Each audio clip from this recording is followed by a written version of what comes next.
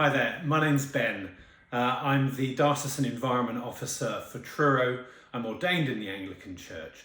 I love God's creation, and it's a real privilege just to spend this second day of the week of prayer for Christian unity. I'll start with the reading. Our verse for today comes from Luke 10 verse 27, and it says this: He answered, "Love the Lord your God with all your heart, with all your soul, and with all your strength, and with all your mind, and love your neighbour as yourself." The last section of that verse, love your neighbour as yourself, challenges us to a radical, different love. As someone who is entirely engaged in this process of trying to live a harmonious life alongside the whole of God's creation, this call to love thy neighbour has an even greater sense. Because we need to ask ourselves, how can we love our neighbour if we don't love the water our neighbour drinks? How can we love our neighbour if we don't love the air our neighbour breathes? How can we love our neighbour if we don't love the soil our neighbour tills?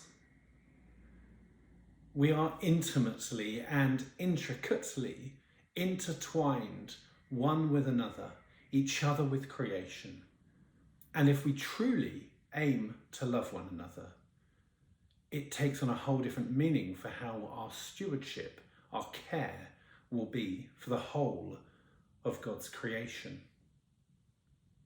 We not only need to love our neighbour, but we need to love the things that directly impact the lives and livelihoods of our neighbours, and indeed enable them to love fully too.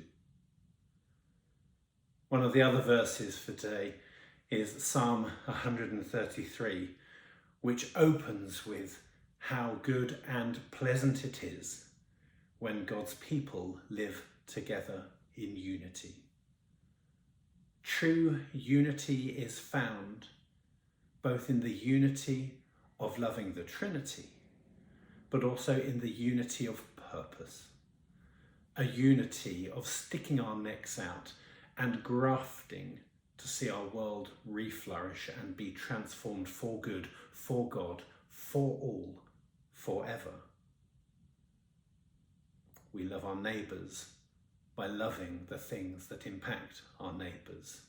We find Christian unity by standing together to see a world transformed again and again and again by the love of Christ. God bless you today.